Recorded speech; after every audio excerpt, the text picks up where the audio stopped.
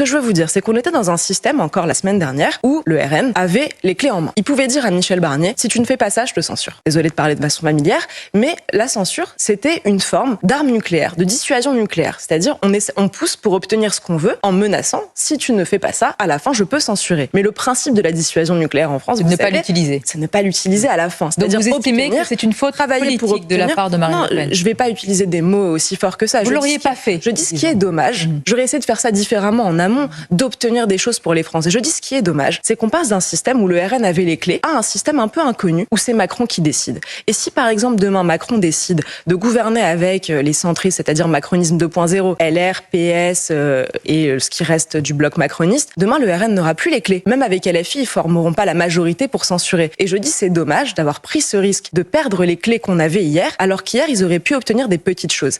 Selon Sarah Knafo, l'ascension du gouvernement était une erreur, mais elle affirme qu'Emmanuel Macron reprend désormais les rênes.